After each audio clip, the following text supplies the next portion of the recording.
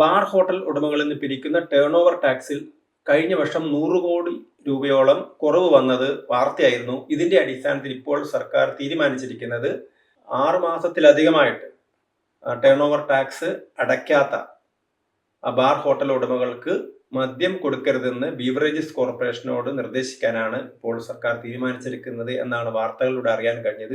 ഇത് കേരളത്തിൽ ഒരു നിത്യ സംഭവമാണ്. ഏതാണ്ട് 260ഓളം ബാർ ഉടമകളാണ് കൃത്യമായിട്ട് ടേൺ ഓവർ ടാക്സ് അടയ്ക്കാത്തത്. കേരളത്തിൽ 600 ബാറുകളുണ്ട്.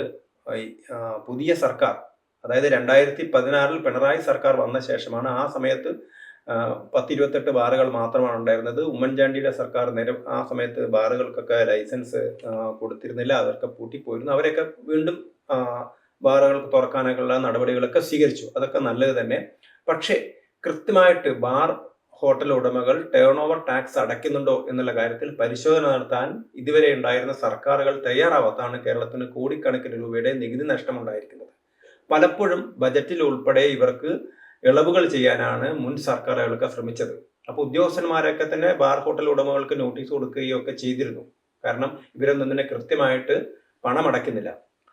പണമടയ്ക്കാത്ത ബാർ ഹോട്ടൽ ഉടമകൾക്ക് അവരുടെ ലൈസൻസ് റദ്ദാക്കാനുള്ള അധികാരം സർക്കാരുണ്ട്. അത് ലൈസൻസ് പുതുക്കി കൊടുക്കേണ്ട ഒരു കാര്യം ഉണ്ടായിരുന്നില്ല. പക്ഷെ അങ്ങനെയല്ല സർക്കാർ ഇതുവരെ ചെയ്തിരുന്നത്.